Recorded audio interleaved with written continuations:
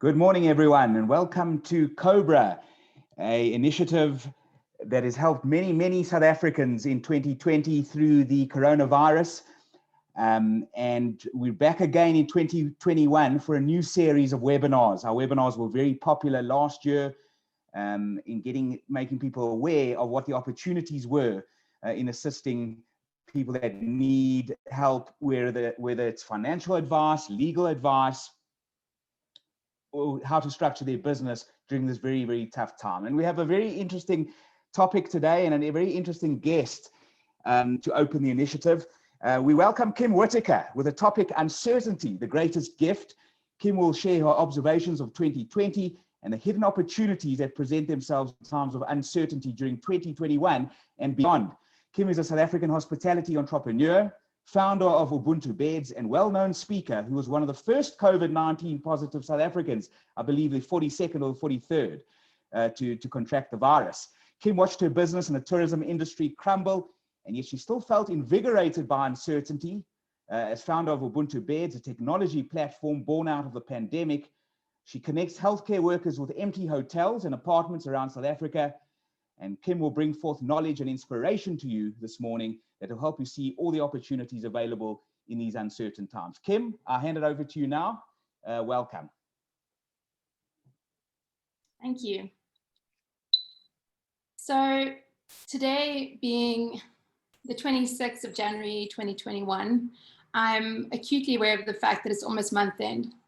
And this image that I received via WhatsApp a few months ago showed the decline as a result of COVID. And it pointed out that by the third week of the month, over 50 million South Africans do not have access to food and are waiting for grant money. The good news is this was a fake news article and the UCT Library Institute actually didn't bring it out. The not so great news is that this is the real stats. And as of today, 50 million people are unlikely to be able to take preventative measures or live with security through to the end of the month. For me, 2020 was a year grappled with uncertainty, and I saw a lot of people present differently around me. This is me almost a year ago. I returned from a business trip in Germany and I tested COVID positive. It was certainly not how I had planned my year. At the beginning of 2021, my travel business, Once Travel, was listed as one of the top 5 travel startups to watch out for in Africa. And we were gearing for growth. It was going to be the year of plenty, 2020. Coming back from Europe and seeing how quickly the pandemic had unfolded there in the tourism industry, and seeing how huge businesses were retrenching 10 people, 50 people, 100 people, 700 people within a space of 4 days, I was acutely aware of what was coming. My parents are in the medical fraternity and are both doctors. And so images from China started emerging of these exhausted healthcare workers. And it really struck a chord with me. Now, back in Cape Town in mid-March, I was stuck in this precarious position where I had COVID on the 11th of March. I was in isolation with my family way before lockdown, and people around me were still inviting me to these crazy fun parties and events and birthday parties. And here I was sort of terrified and stuck indoors, and also acutely aware of what was happening to my friends in Europe and how quickly the virus was growing there. And on the 15th of March, I had a Zoom call with a doctor in Lombardy, a fellow entrepreneur who's part of the Entrepreneurs Organization, where I'm also a member. And he talked about how the healthcare workers were exhausted. And someone asked him, what would you have done 2 weeks ago? And he said, I wish we would have spoken to the hotels because they're all standing empty now. They've shut down, everyone's isolating and in quarantine, and the healthcare workers can't go home to their families. I love that idea. Having a hotel myself, and yet strangely, life was carrying on as normal. And on that date, we hadn't had a single cancellation yet. I thought that would be a really great thing to do. And so began the journey of Ubuntu Beds. So Ubuntu Beds is a truly South African sort of phenomenon, Ubuntu, or a Southern African feeling of helping each other. And the name came to me because I had this acute desire to help healthcare workers and really do our part. And I just saw this wave coming, and I thought we could play a part. And secondly, I was aware of the fact that my business would probably be obsolete within days, which it was. And being able to use those beds and be able to help was paramount in that time. So fast forward almost 10 months, and we have accommodated over 1,000 healthcare workers, 1,151 to be precise. And it became so much more than just me offering my 2 little hotels to healthcare workers in Cape Town and Johannesburg. What ended up happening was that we built a network of accommodations, and we built a platform where healthcare workers can sign up and accommodations can sign up, and using map technology, we map the two together. So what this means in numbers is that we've had 75 suppliers in 9 provinces sign up. We've had over 1,000 hospitality and hotels, Airbnbs sign up. To date, we've accommodated over 21,000 bed nights. And these are paid bed nights, so most of the accommodation actually gets sponsored, so healthcare heroes do not need to pay. Here are some testimonials from some healthcare workers that checked in with us. And here's a really happy moment which we shared with the team from First Rand, who is one of our strongest funders. As we did an installation at the Charlotte Whitaker Hospital in Johannesburg, we laid out 250 flowers in the shape of the heroes and then gave them out afterwards. What's really exciting is that this has become a long-term project, and the team from RMB actually have now grown a water-wise South African garden that is a permanent installation, a reminder of these crazy COVID times. But what I was astounded by is that people came together, people rallied together to help and to fight and help healthcare workers. So a little bit about our team and our ecosystem.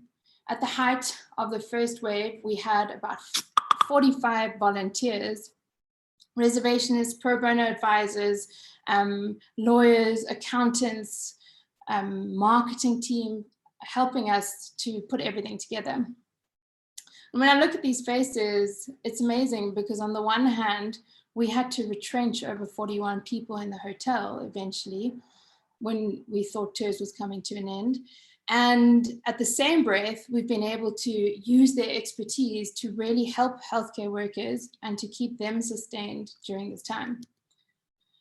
So we've built some really key partnerships along with public health and the tourism department, which really rallied together.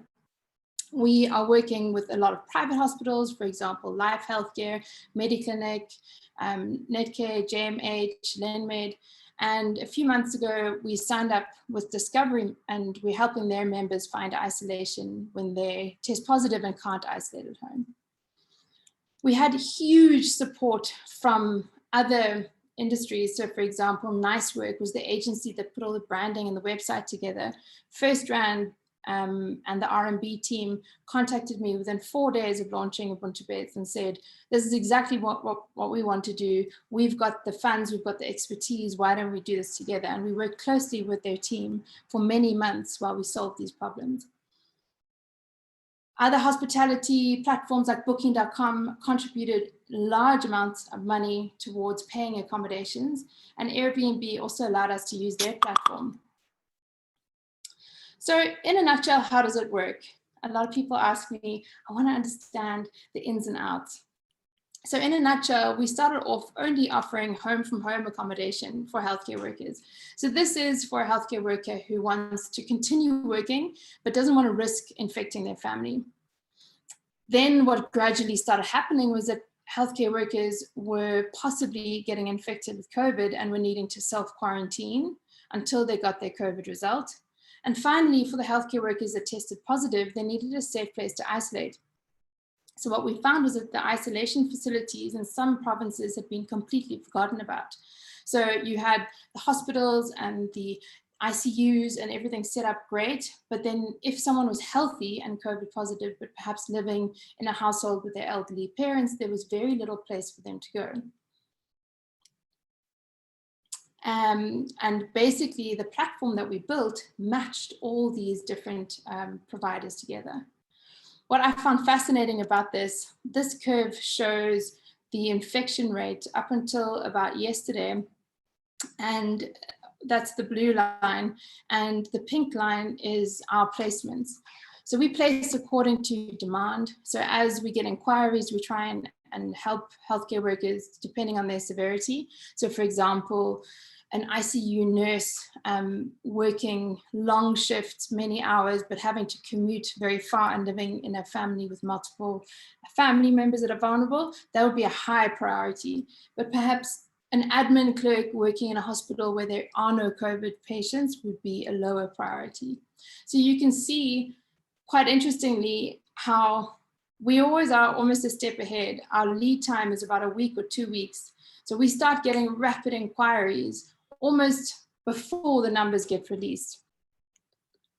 And now we're focusing heavily on fundraising again so that we can continue to provide a safe space. So what has this got to do with uncertainty? Well, I feel like 2020 certainly was a year of uncertainty. So uncertainty for me means you have a path, you have a way, you have a plan, and suddenly there's a divergence and it's not so clear what the plan is. And it refers to a situation where there's imperfect or unknown information. So, for example, predictions of future events, physical measurements, or the unknown. It's really interesting. I am actually German speaking, and uncertainty in German is translated as Unsicherheit. And Unsicherheit, directly translated, very literally, means to be unsafe. And so in this year where all our plans were thrown into turmoil and and everything was turned on its head, the feeling that I could tell was that people were starting to feel unsafe. And when that happens, interesting things start happening to the mind. So this is Maslow's hierarchy of needs and the theory of human motivation. And survival, which is the very bottom, and security and safety, those are the two levels from which it's really difficult to find motivation and to move forward. And what I saw is that through this year of uncertainty and everything being thrown into question, working from home, supply chains, talent, all these questions, schooling, what am I going to do about my kids? How can I get food, older generations, health, and it threw a lot of people into those bottom two sections of the pyramid. I remember the day I got COVID, I think one of the first phone calls I made was to my mum, and I was like, I'm going to be on the street. I'm not going to have a job. My kids won't eat. And I went straight there. I went straight to survival, like shelter, food, security, air, health.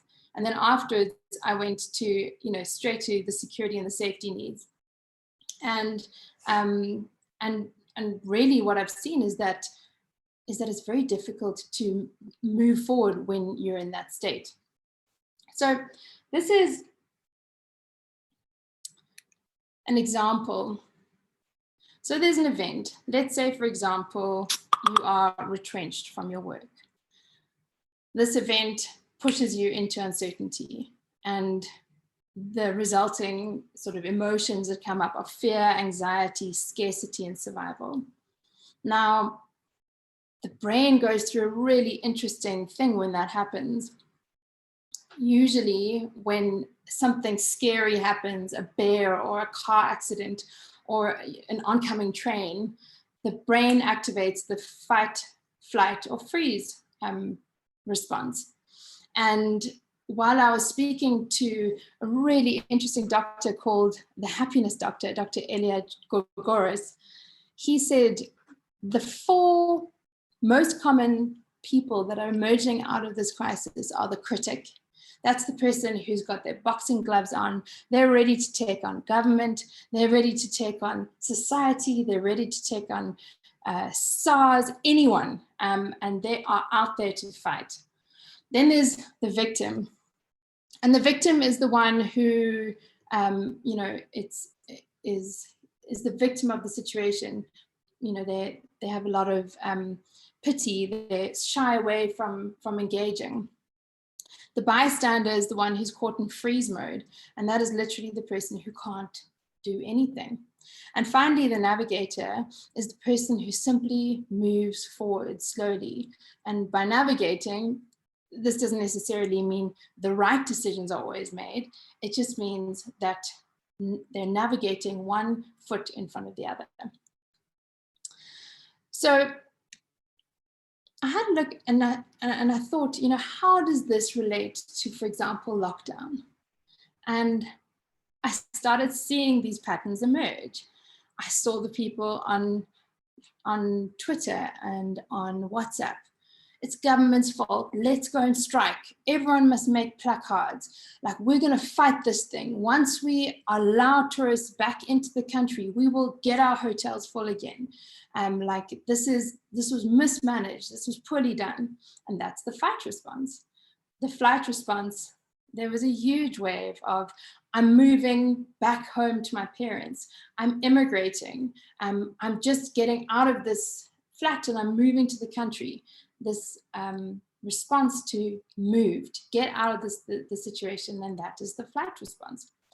And the freeze response,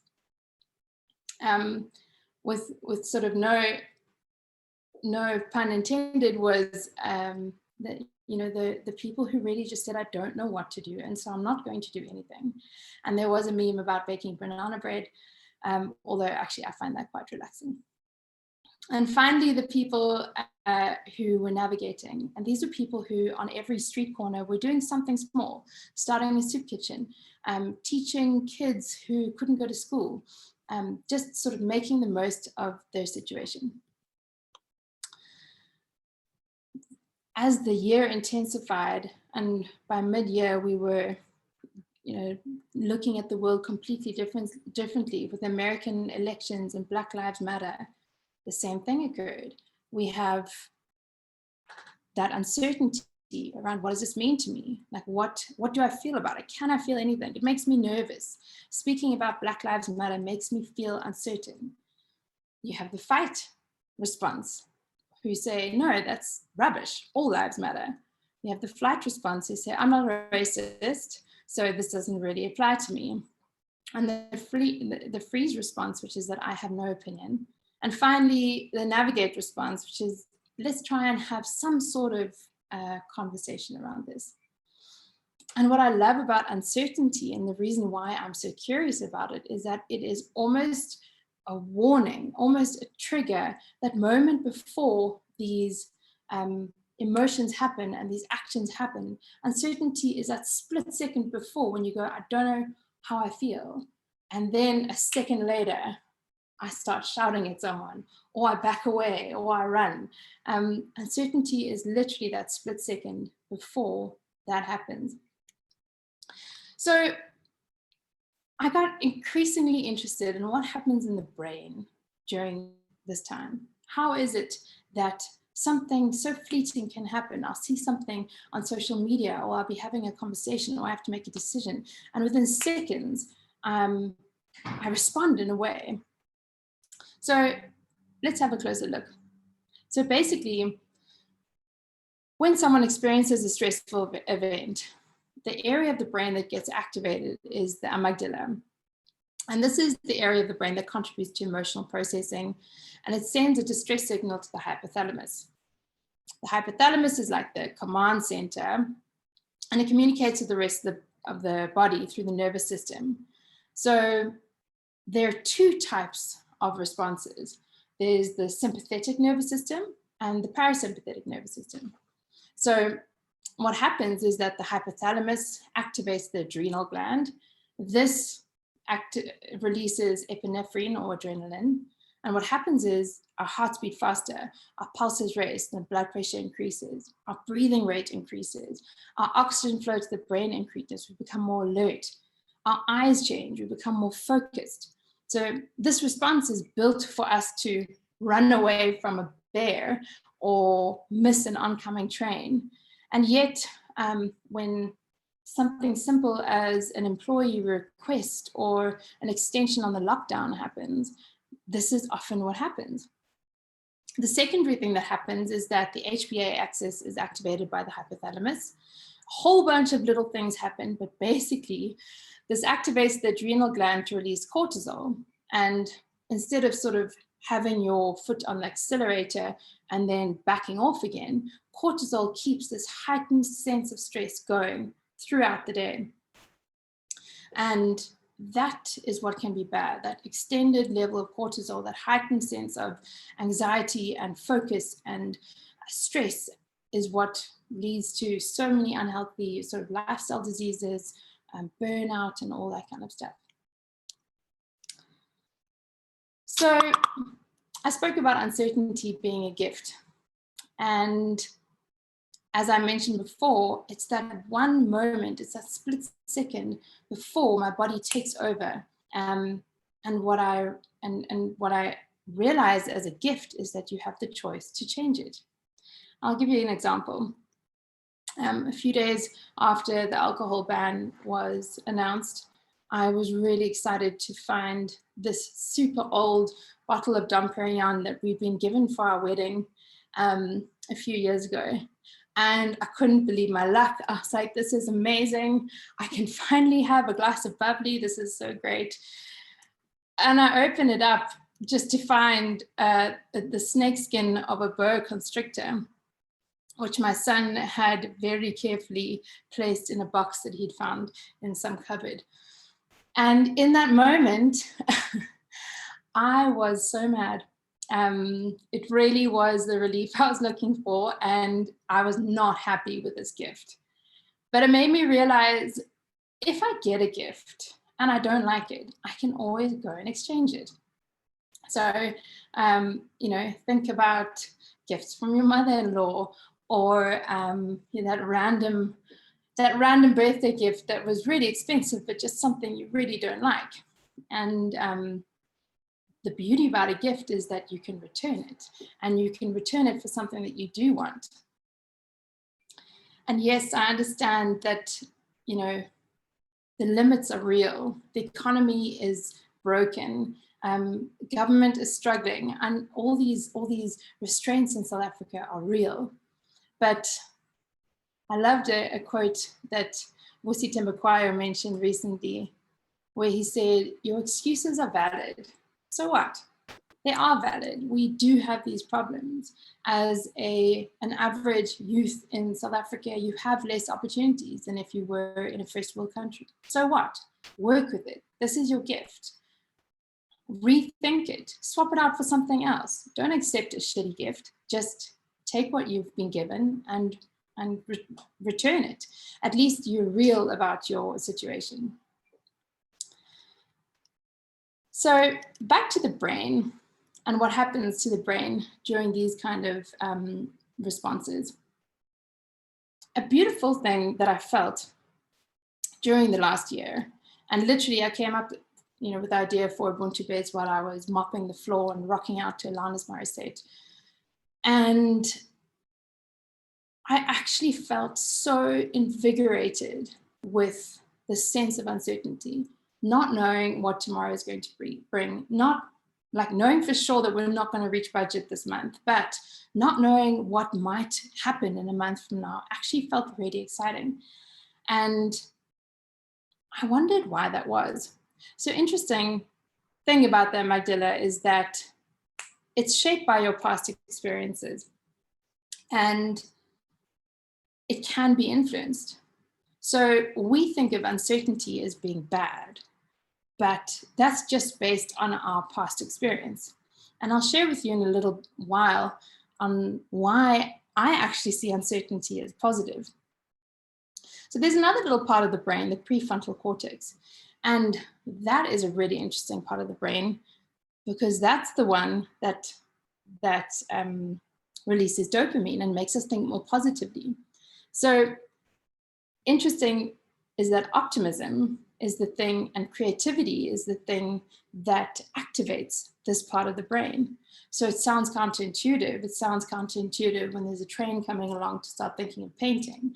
But if you think of lockdown and Black Lives Matter and all these things that are making us feel uncertain and unsettled, what is it that we can get creative about? And is this something that we can train our brain to think? And it turns out that I might not be that far-fetched. I absolutely love this quote by Winston Churchill: "A pessimist sees the difficulty in every opportunity, and an optimist sees the opportunity in every difficulty." Now, I will tell you that my team goes mad because I am an optimist all the time, and I give them the most impossible goals, and I set the most impossible sort of dreams for our organizations. And I think this comes from my lived experience as a traveler. So these are some really bad quality pictures of me and my 20s, hiking through the Transkei, backpacking through Mozambique. The picture in the middle is me competing in the South African ski championships, which my mother put me up to about 3 days beforehand. And the top picture is me in England, having put up my hand to teach Bollywood dancing. Now, let me be clear, I have never done Bollywood dancing before, but I sought uncertainty. I backpacked through Thailand, I backpacked through South America on my own. I often went to countries where no one spoke English and I barely spoke Spanish. And these experiences shaped me. It shaped the way that I perceive uncertainty. When I'm walking down a road in Ireland, hitchhiking to go to the cliffs of Moher, I'm not that worried. There are 100 things that are going through my mind about what could go wrong. But eventually I meet a lovely old couple, we end up chatting, and I go to their house for dinner. And suddenly I realize that uncertainty can be positive, that the unknown can be thrilling and exciting. So how does this also translate to my work? Well, I completed a study in 2019. I did a research paper on using travel as an experiential learning tool for under-resourced women in South Africa. So I looked at what would it look like for under-resourced women, for example, from Cape Town, and this particular cohort was from Cape Town. And we traveled around South Africa. We went bungee jumping. We went hiking in the Transkei. We rode South Africa's largest horses, which is terrifying. And throughout the whole journey, we reflected, how did I deal with the uncertainty today?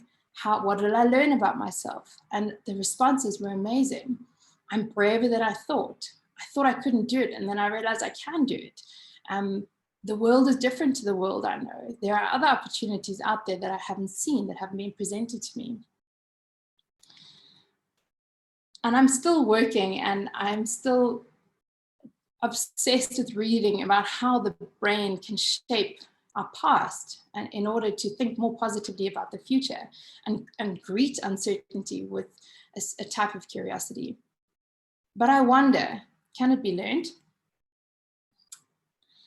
Until recently, my thinking was rather fragmented around learning, and a lot of what I was basing this on was my own lived experience. Like, I've done it, surely it can be taught. And I was really, really excited to hear of the work of Stephen Kotler at the Flow Research Collective. And he has a passion, a recipe for passion. And when I went through it, I thought, this is exactly how my process played out, and this can be taught. So let me take you through it.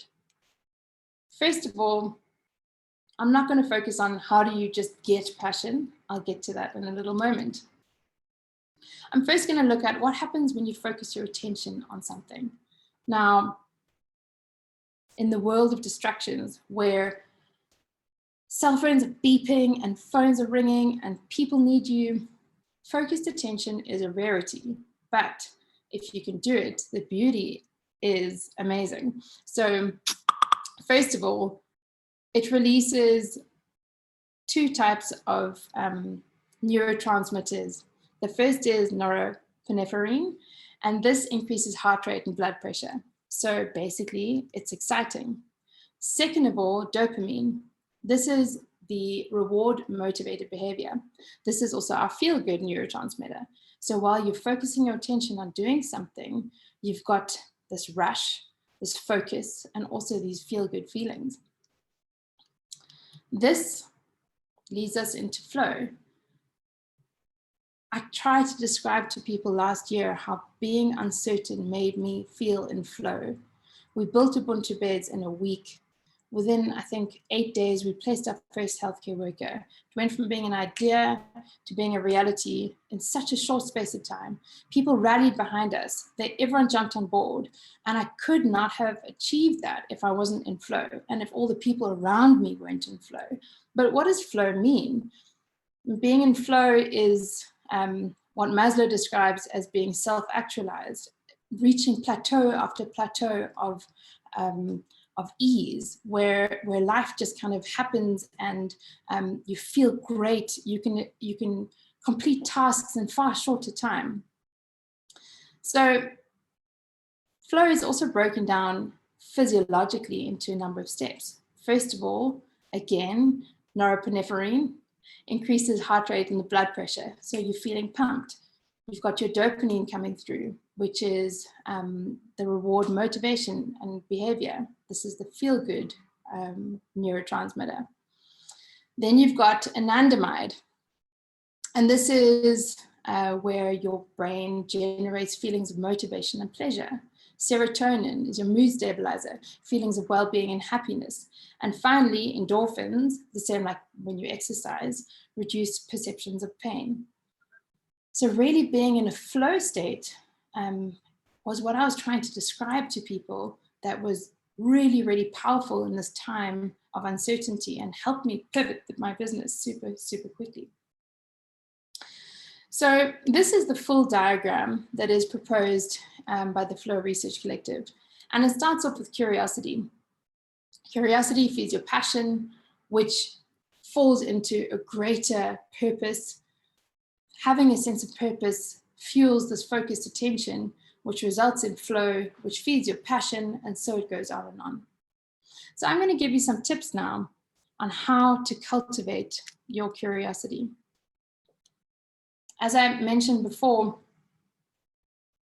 when you're in the bottom of the pyramid, of Maslow's pyramid, it is quite difficult to just get up and be curious. And I'm conscious of that. But there is a systematic approach that will get you to a state of feeling more curious about things. So first of all, activate your parasympathetic nervous system by trying these simple tricks. So as I mentioned before, you have the sympathetic and the parasympathetic nervous system. I can't think clearly if I am stressed. So when I'm in that state, when my eyes are big and I'm pumped and I'm angry and or I just want to run away, for me, it generally results in anger. I'm quite a tempestuous person. And so the first step is always to cultivate clarity and calm. And I've learned amazing tricks, especially during lockdown. So first of all, pranayama. You can Google it. It's amazing. But you can do pranayama in 6 minutes, and that'll be enough to calm down your whole system and put you in a state of relaxation and calm and clarity for the whole day. So this simply entails breathing slowly for 3 minutes and counting each inhale and exhale as one breath. So as an example, in 3 minutes, I get to about 18 breaths. So it's really about slowing down your breath a lot. The next 3 minutes, you do the same exercise again, but put your hands on the side of your ribs and feel your rib cage expand as you breathe in and breathe out. This literally brings the air into the bottom of your lungs and sort of clears out all the toxins and really calms you down. A pause in nature is always calming, and something particularly useful is to sit in nature and activate your peripheral vision by standing straight and diffusing your focus. So literally like a chameleon looking that way in the corner of your eyes. And what this does is that it literally breaks down that acute focus of the flight, fight, and fear response, and it diffuses that, and it makes your mind believe that you're now in a calm, safe space. Next is literally to write down a list of 25 to 30 things you're curious about. So grab a pen and paper or a napkin. It mustn't be a laptop. So which section of the newspaper do you read first? If you walk into a bookstore or a secondhand bookstore, what novels or fiction or non-fiction are you drawn towards? Which positive headline attracts your attention? What do you do in your spare time? What do you scroll through on Instagram? What assets or skills do you have that you cherish? And I'll give you an example of my list. This was on that day when I called my mother and I was crying and I put down the phone, the first thing I did was write down a list. And even though my mind was saying there's no flights, there's going to be no tourism, I'm not going to have money, I can't even, there's no alcohol, there's no cigarettes, this doesn't make sense. That's where my brain first went to. The backup was, what do I have? Like, what do I love? What am I interested in? And these are some of the things that I wrote down. Like, I'm interested in technology. I'm interested in systems and the way they work. I'm interested in the culture of my team. I have these assets. I've got hotel beds. I've got internet connection, and I've got plenty of time. Now that I'm not running a hotel business, I've got plenty of time. And so how can I use all these assets positively? The third challenge is to hunt for intersections. So where do your curiosities intersect? So for me, for example, it was this curiosity around the healthcare workers and what my parents might be going through, and then also the hospitality industry.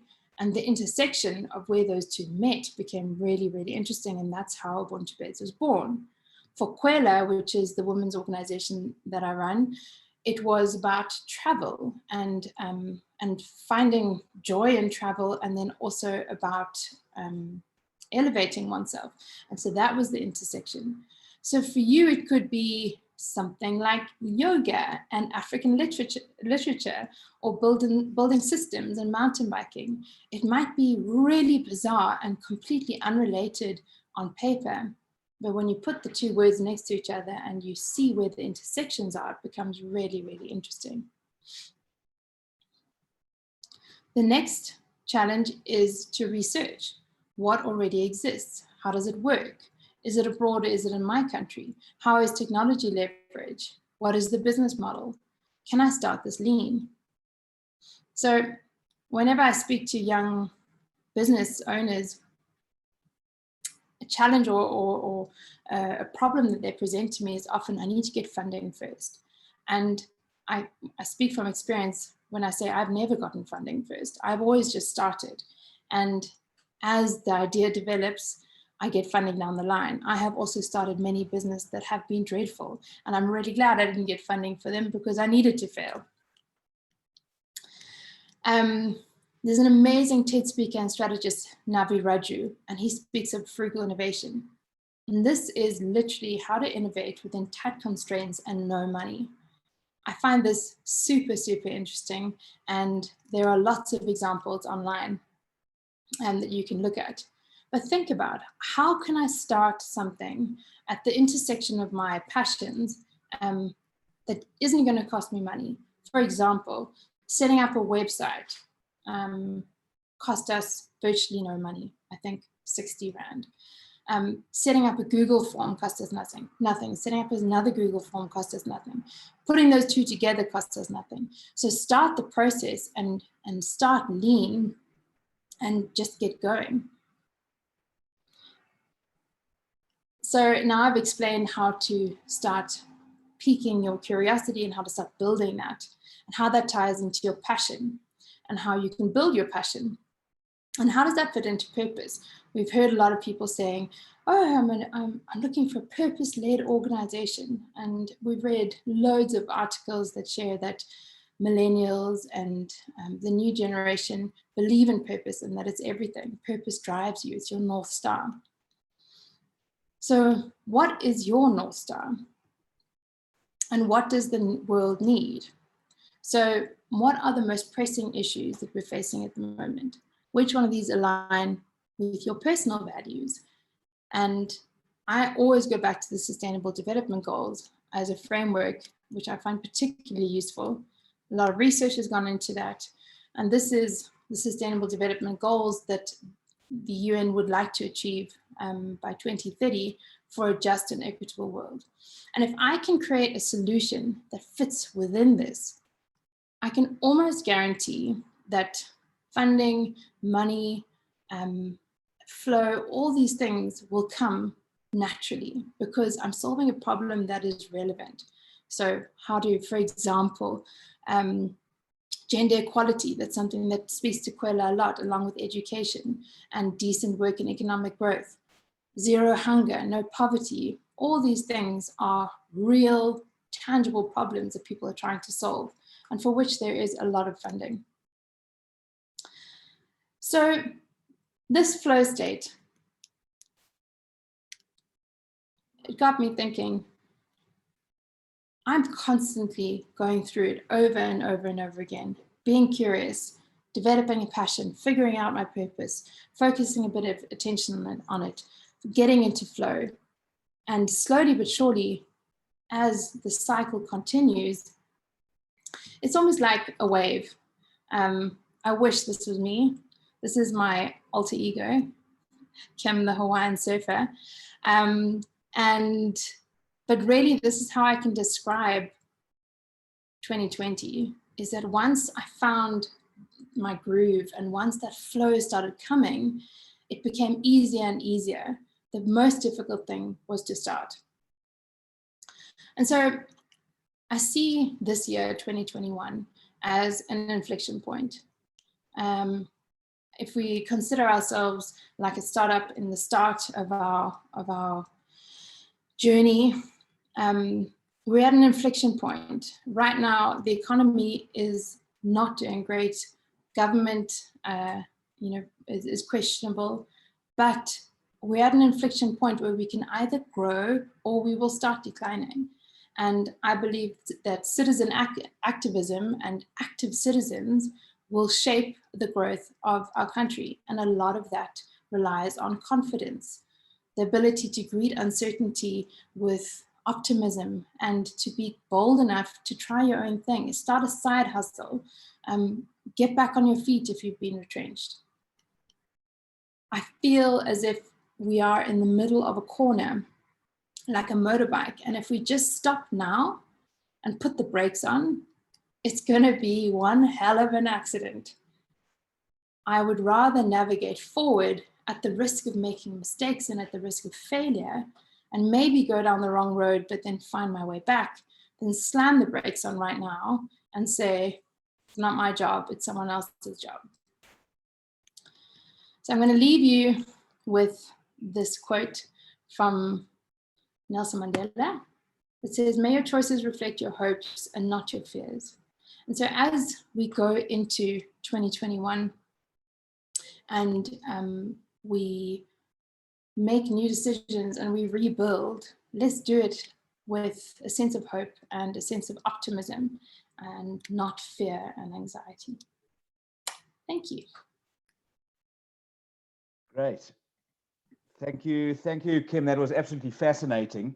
I don't know if we've got any questions from anyone in the audience, but I've got a few. Just a comment. When you got COVID, you didn't speak at all about having the actual virus. It seems like that was the least anxious moment for you. Was it more? I mean, that's my question. Two parts. Yeah. You speak a lot about uncertainty, and yet when you got the virus, you kind of panicked and phoned your mother, and you were in a state. Explain that one, that state of mind then. Yeah, I think that then the initial response there is to go into panic mode, to go into like, I've got to conserve, I've got to, there's scarcity, I'm going to be in trouble. And that really goes back down to Maslow's hierarchy of needs, where I'm concerned about my safety and I'm concerned about my basic needs being okay. I think I don't talk about COVID very often anymore, because I feel like it's almost a year ago and I have heard so many brave stories about COVID. Mine sort of pales in comparison. I had quite a mild case of COVID with quite a long after effect. So I'm part of the long haulers group on Facebook, which is basically a group of whingy people who whine about like all these crazy symptoms that do happen. You know, like I was exhausted for months, and I had chronic fatigue. I got hair loss, crazy hair loss, and like symptoms that you can look up on the internet. But even so, what I'm saying is that in that moment, like I'm not all sunshine and rainbows. I'm not like little Miss Optimism at every point. I also freaked out when I first got it. But I guess the phone call to my mum was that reminder to be optimistic, and that reminder to like look at the bright side and to know that I'm not going to be, on the streets tomorrow. There's a certain level of security that I have within my own family and my extended family, which allowed me to then free, which allowed me then to free my mind. Yeah. So you became more anxious about your business than having the actual virus. Did that become now your next, that you kind of had to embrace the fact that you've now got to be strong because your business potentially losing your business, and that was that a bigger issue than the actual virus? Yeah, I was really well taken care of from my medical team, and my doctor was amazing. Obviously, I have two very young children, and I was concerned that they would get it, but knowing that it wouldn't really affect them adversely was a positive. Regarding the business, I mean, I kicked straight into action and phoned landlords Monday morning. Started looking at like, what does furlough mean? I type it into the internet. Looking at our cancellation policies. We had everything drafted by the time that the cancellations came in, and I kept on asking my team, like, are you sure there are no cancellations yet? They're gonna come, get ready. No, we've only had 1 or 2. And then suddenly, like, okay, we had 10, okay, we had 20, and then it was just this crazy onslaught. And and yes, relationships with the landlords, etc., is hugely important. We had to negotiate quite quickly in the beginning and say we're not going to be able to meet our rent obligations, and I know that I've signed personal surety for the lease, so I need to make clear that we're going to be good there. And so strong relationships, the fact that we hadn't paid sort of late before helped. In Johannesburg, we had a completely different story, and that's where COBRA really helped. I was on the very first COBRA call with one of the Schindler lawyers, and I remember them like testing out the webinar stuff. I mean, it's so slick now. Like the very first one, I feel quite proud that I was there. And I presented my concerns that the Johannesburg business had always lagged compared to the Cape Town hotel. And we were just reaching break even in our 4th year. And I was concerned that it wasn't a strong business going into COVID, and what were the options that I had. And so the Schindler's lawyers talked me through, and all their teams talked us through business rescue versus voluntary liquidation versus forced liquidation. Have conversations. Do you need help like writing letters? How are your relationship with your landlords? Are they strong? Then you call them, you write the email. If they're not good, let us help you. Let us put it on a Schindler's sort of letterhead, and let's be a bit more firm. And luckily for us, we had really good relationships with our suppliers, both in Cape Town and Johannesburg, and we were able to, tread on quicksand until June, July. And then when tours came to an end, it was supposed to be in mid-June or mid-July, we made the decision to retrench everyone who we had to retrench while we still had money. We didn't want to sort of burn through the reserves and then get to a point where we couldn't actually afford to retrench everyone. So we retrenched about 41 people during June, that was really tough.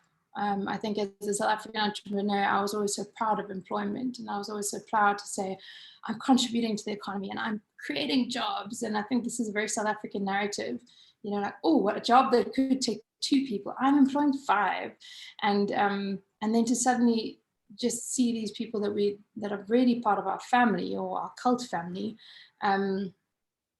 just sort of being without a job and really being at the mercy of whatever grant is coming next was very tough. Yeah, that leads me to the next question. Would you talk about pivoting a business to repurposing a business? Would you opt to repurpose an existing business or start afresh? It seems like you opted perhaps to start afresh, or should you be repurposing an existing business and try and improve it in the situation? I think what I did was take all of my assets, and I must say I have an amazing team, and they helped me with this tremendously, especially from a financial side. I'm more creative. I've got an excellent financial director. Understanding each line item and understanding its true value. And in the very beginning, it was a cost-cutting exercise. Okay, we don't need an ATM because we don't have guests, out. Okay, and we don't need a vending machine because we don't have guests, out. So like cutting costs. But then as I realized, hang on, they're going to open the borders and no one's going to come. The tourism industry is not going to, like, what's the point? You know, and we're all getting excited. It's going to be a trickle.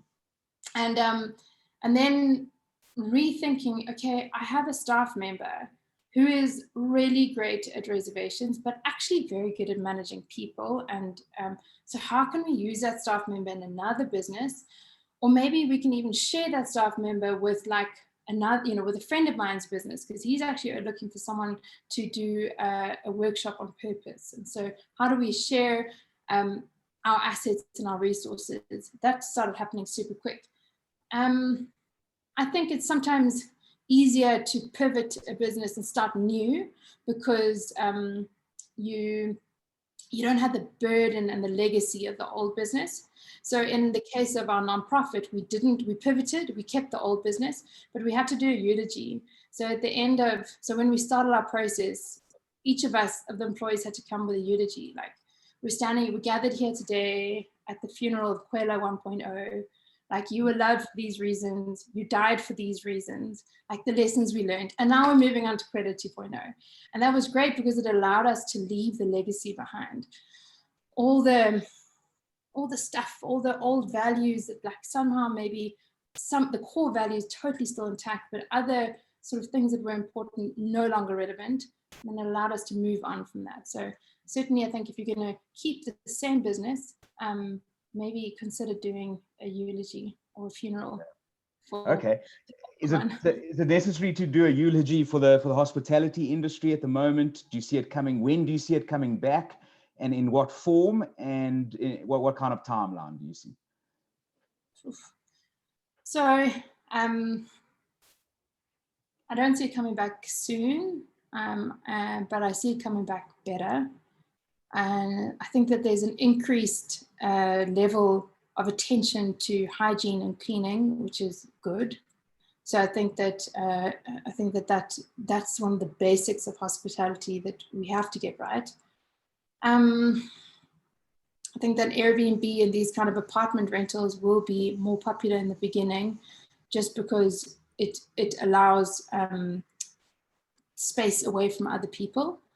But not forgetting that there's an entire generation of people who are in their 20s and want to meet their life partner and want to celebrate life. And so I have two thoughts. The one is that after the Spanish flu came the Roaring 20s, which was a decade of opulence and like revelry, and really just, you know, it came from people being indoors for a year and a half, which is exactly how we will emerge when the vaccine finally comes. But in the medium term, I interviewed a big CEO a few months ago, and he was like, well, if the second wave comes, then we're screwed. Then we don't know what to do. And I was like, there is definitely going to be a second wave. And I think there will definitely be a third wave. If you look at the Spanish flu, if you look at other areas, like we've done our calculations on 3 waves minimum, maybe even a fourth, depending on how soon the vaccine can get distributed in South Africa, and if it even works with the new variant. So I think, like, in the medium term, just conserving energy and getting curious about stuff. I mean, what I've learned, for example, is that hospitality people make amazing Scrum Masters, and they work incredibly in the technology field. They're working on a budget, on a deadline, like high performance, don't mind long hours, super friendly.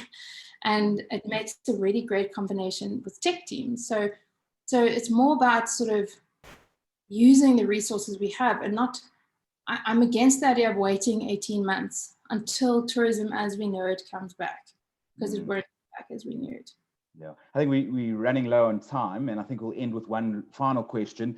Your feeling on lives versus livelihoods, and of course this is always spoken about. Going ahead, obviously, livelihoods are at risk with the lack of businesses, but at the same time, this virus and the second wave and potentially a third wave means that lives are also at risk. And so how do we balance it? And some advice for the people on the call as we end it. So at the turn of the 20th century, when Henry Ford invented the first car, there was like massive upheaval in New York by the industry that was basically the horse and cart industry, and thousands upon thousands of people were employed in New York to pick up horse poop. It was their income, it was their livelihood. And the car came in, and people were like, this is outrageous, we should ban that car, that is bad news for our industries. And eventually consumers chose the car, and they figured it out. Like, now it's not an industry I can even imagine. So like I said, the tourism, the borders open, the tourists didn't come. Like, it's not going to be a rocking December like we've always known it. It will be different. And so I don't, the argument of lives versus livelihood, I lost my grandmother to COVID. It was really hard, like it hurt our family. I think that you can have both. I don't think you can have your old life. I think you can choose life and a new livelihood. I think that if you are determined to do what you did 18 months ago for the next 18 months, then even if we say, you know what, open borders, no more lockdown, whatever, you're not going to have a livelihood, because people's perceptions and people's thinking has changed. If I go into a restaurant and I see the waiters not wearing a mask and they're not sanitizing, I just get up and I go. It doesn't matter whether the restaurant's open or like it's top rated or whatever. Like, if the hygiene is not there, I walk out. Like, I did that in a shop yesterday. Like, it looked kind of dirty. Like, the attendant wasn't wearing a mask, and I was like, whoop, I'm out of here. Count me out. And so you can't do things the old way. Sure.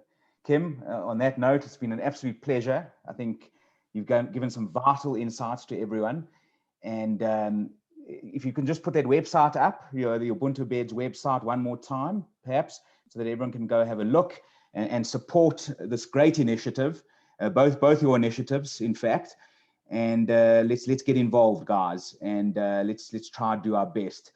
As you know, COBRA will have more of these webinars. Please get involved with any ideas you've got. Please bring them to COBRA, to our website, www.cobra.org.za. If you need some assistance, please come to COBRA through our website.